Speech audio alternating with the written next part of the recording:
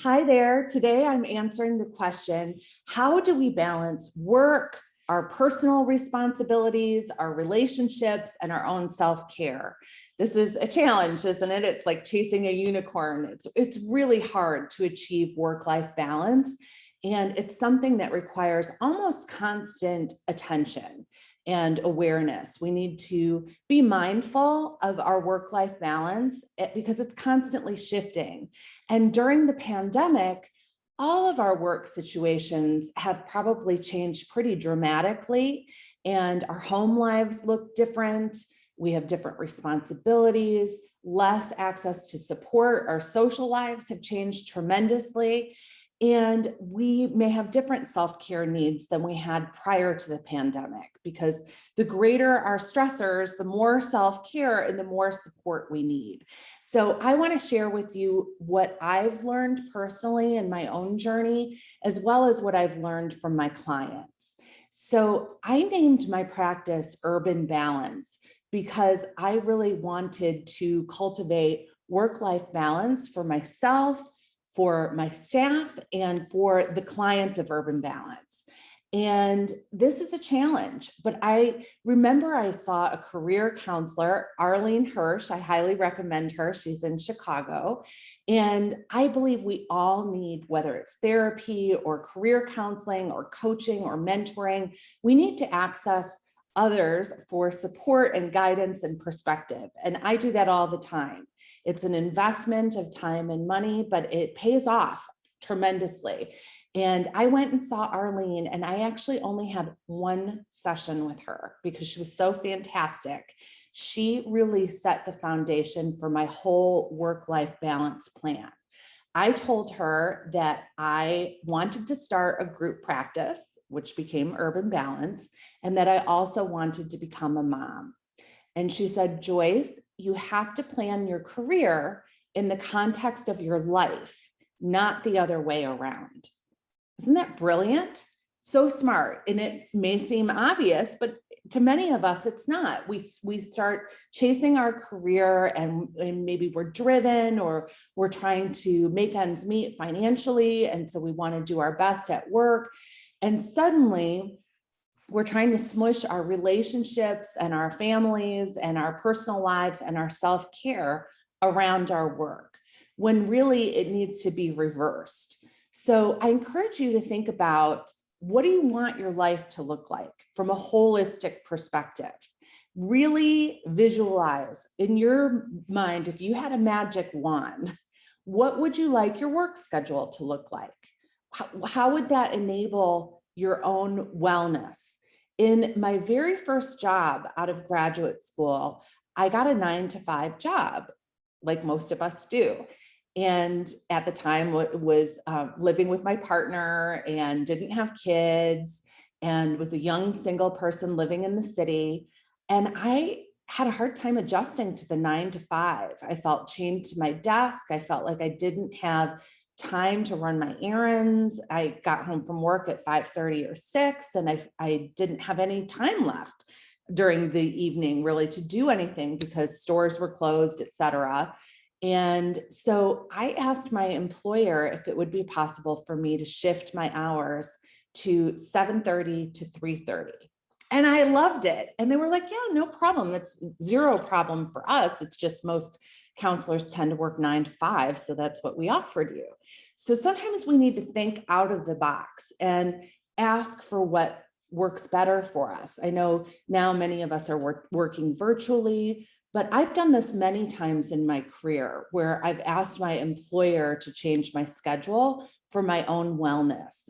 And at that time, getting out of work at 3:30, there was still time to go to the gym, some time to run by the lake, to see friends, to run an errand or get my hair cut or whatever it was. And I had much better work-life balance simply by asking for that shift in my schedule. So I encourage you to do that if you can think of a shift that would work for you.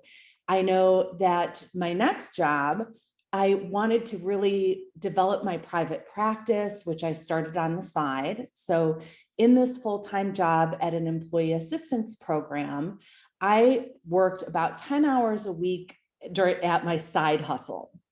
And I was, in my late 20s, working hard and trying to build my career as a private practitioner. And so I saw clients 2 evenings a week and Saturday mornings. I'd see 2 or 3 clients each of those shifts. And I loved it. That kind of work fed my soul. So even though I was working more, it was meaningful work that made me feel like I was moving forward in my career. So even though it was extra work, it led to more income. I felt more fulfilled. And as my private practice was succeeding, I went back to my full-time EAP job and I asked them if there was the possibility of shifting my schedule to 4 days a week. And I said, I can do my job in 4 days a week and I don't need health insurance. So basically, I was offering them to, in some ways, pay me less because at that point I was married and had insurance through my husband. So it was no loss to me. And it enabled me to have another day of the week by still receiving the same salary so that I could build that private practice. And eventually I left the EAP job when I had my first daughter, Celeste. And it was at that point I knew that motherhood was my highest role. And I wanted to be with Celeste as much as possible, but I also love my career. And let's face it, I needed to pay the bills, right? So huge student loans, living in Chicago is expensive. My husband at the time had a good job, but it's hard. I know you know. And so of course I had to work. And so I chose to work 3 days a week, seeing 10 clients a day. I know you therapists know that that's a lot. So I saw 10 clients, 8 to 10 on Mondays and Wednesdays, and then 4 or 5 on Saturday mornings. And then I was able to be home with Celeste 4 days a week, which was amazing. And I loved my days in the city. And Celeste's dad, took care of her on Saturday mornings, which was good for all of us. And so, and then throughout my career in private practice, as my kids have grown, I've shifted my schedule to only working school hours so that I was able to drive my kids to school and pick them up after school. And of course, being self-employed allows you to be your own boss. So I do feel very privileged in that way that I've been able to take time off when I want to take time off. I was able to be with my kids at school if they had a field trip or something like that. And so I of course love supporting people and starting their own businesses. I'm such an entrepreneur at heart, and I love supporting other entrepreneurs, but I recognize that many of us also are working jobs that we're working for an employer and there isn't that same flexibility. And so it's really up to you to be assertive about your schedule, to advocate for yourself, to ask for any shifts that might be helpful to you, whether it's the hours that you work, the times that you work, or if you're working virtually or not. And then, I think really work-life balance is about your energy. So what depletes your energy and what gives you energy? So what about your work gives you energy? So for me, when I am helping people and they tell me that they've experienced a meaningful life change, I mean, that is so exciting to me. That really fills my cup. Do I enjoy sending invoices for my speaking engagements or sitting with my PowerPoints for hours? Not so much. And so I really try to be mindful about, are there things that I can delegate? Are there ways that I can ask for support? I'm really thoughtful about the type of work that I choose to do.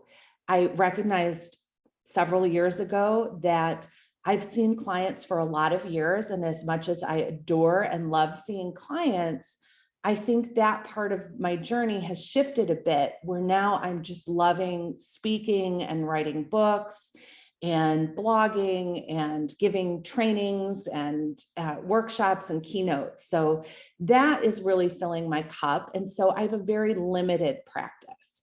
And that way I'm able to still keep my hand in that, but shift to doing the work that at this point in my career and my life really is rewarding and meaningful to me. So you might want to reflect on what it is that you're doing that you enjoy, that you don't enjoy, because we spend so much time at work. We need to make sure that it's supporting us emotionally, spiritually, and financially.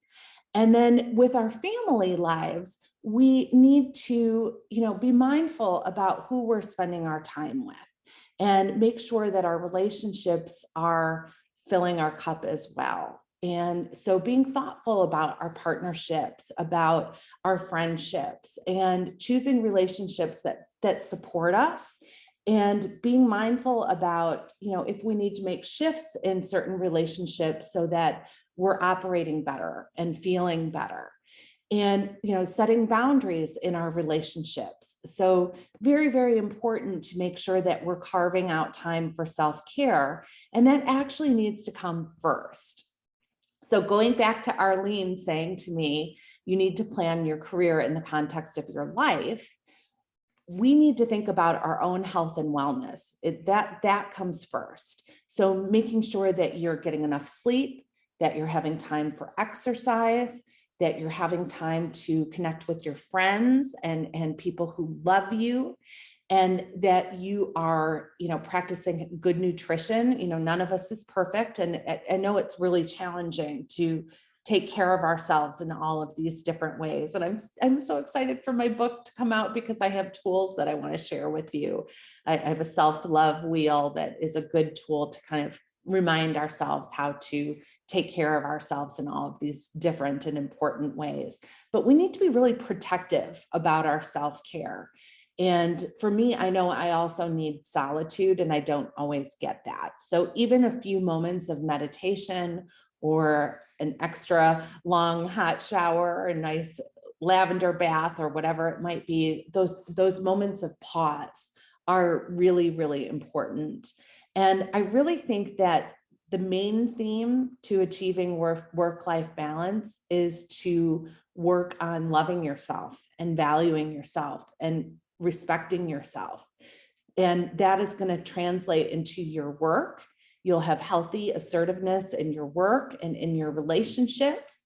And, even with your kids, setting boundaries that give them roots and wings. So I want to continue to support you in making these important shifts in work-life balance. I want you to think about your vision for your perfectly balanced life, what that would look like. Start knowing that that's possible. Start advocating for yourself with your employer or with your clients if you're self-employed, so that you can create the life that you deserve. And I wish you all the best. And I, of course, am here to support you every step of the way. Thank you. I never know how to end these things. Bye.